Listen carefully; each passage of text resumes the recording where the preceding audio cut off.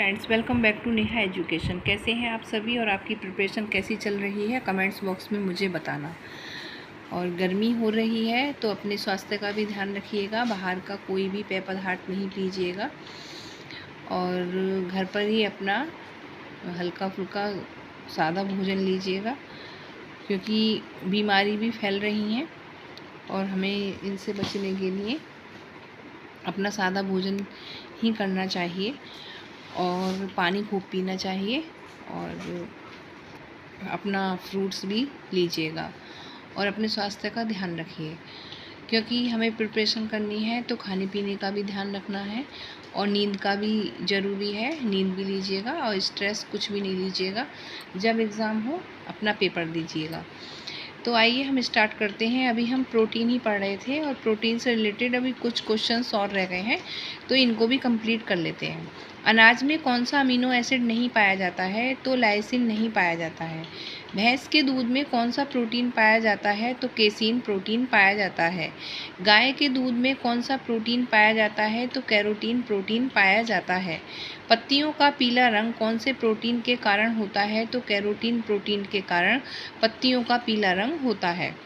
नाखून में कौन सा प्रोटीन पाया जाता है? तो कैरोटीन प्रोटीन पाया जाता है। 1 ग्राम प्रोटीन में कितनी कैलोरी ऊर्जा प्राप्त होती है? 4 कैलोरी ऊर्जा प्राप्त होती है।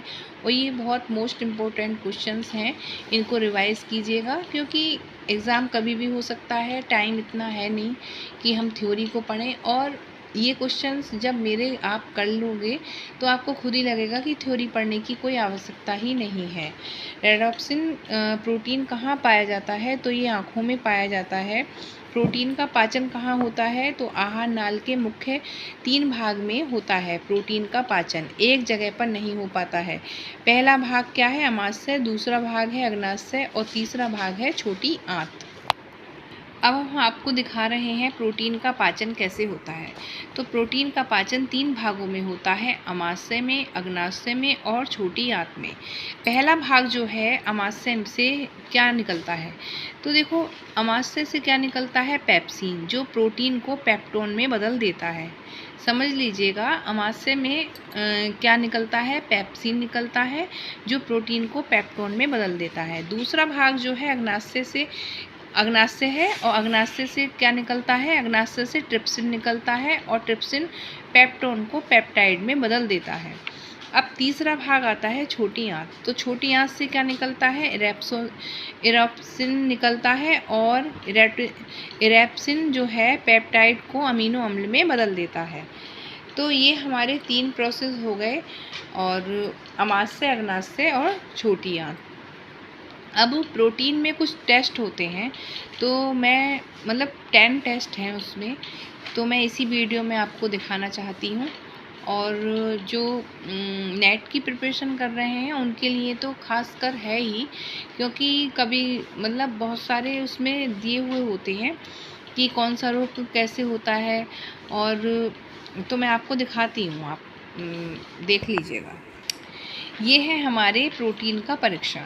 तो हमारे जो प्रोटीन के परीक्षण हैं वो 10 हैं। अब देखिएगा, जैसे बायोरेट टेस्ट है, पहला टेस्ट जो है बायोरेट टेस्ट है, तो हमें इसका लर्न करना है पेप्टाइल समूह। या पेप्टाइल समूह दे दिया तो हमें ये याद करना पड़ेगा बायोरेट test.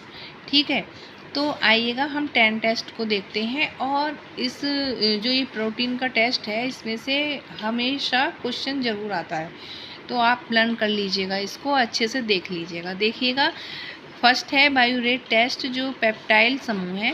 जैंथोप्रोटिक test, aromatic amino acid आएगा इसमें। मिलर्स टेस्ट है, फिनाल समूह की उपस्थिति को जानने के लिए किया जाता है। मॉलिस टेस्ट जो है वो ग्लाइकोप्रोटीन को जानने के लिए किया जाता है। हॉपकिंस टेस्ट जो होता है वो ट्रिप्टोफैन की मात्रा को जानने के लिए किया जाता है। 6 आता है हमारा लेड सल्फाइड, जिसमें सिस्टीन नामक अमीनो एसिड के रूप में केवल गंधक युक्त निनहाइड्रिन टेस्ट होता है अमीनो एसिड की मात्रा जानने के लिए। नाइट्रोपेरोसाइड टेस्ट होता है सल्फर युक्त अमीनो एसिड प्रोटीन में क्रिस्टिन की मात्रा को जानने के लिए। माइक्रोजेंडाल टेस्ट को मतलब होता है जो प्रोटीन में मेटाबॉलिज्म होता है। अब माइक्रोजेंडाल से कई बार पूछा गया है। और मैक्रोजेंडाल टेस्ट जो होता है वो नाइट्रोजन की मात्रा को जानने के लिए किया जाता है। देखिएगा इसमें माइक्रो और मैक्रो, तो इसका हमेशा ध्यान रखना, ये नहीं सोचना कि मतलब मैक्रो आ गया तो हम नाइट्रोजन की मात्रा में लगाएं तो आपका गलत हो जाएगा। माइक्रोजेंडाल आए तो प्रोटीन में मेटाबॉलिज्म पर लगाइएगा और मैक्रोजेंडाल टेस्ट आए तो नाइट्रोजन की मात्रा पर लगाइएगा। यदि आपको वीडियो अच्छी लगती है, हेल्पफुल लगती है, तो फिर मैं आपसे एक बार फिर कह रही हूँ कि मेरे चैनल को लाइक कीजिएगा, शेयर कीजिएगा, सब्सक्राइब कीजिएगा और अपनी प्रिपरेशन को बेहतर कीजिएगा।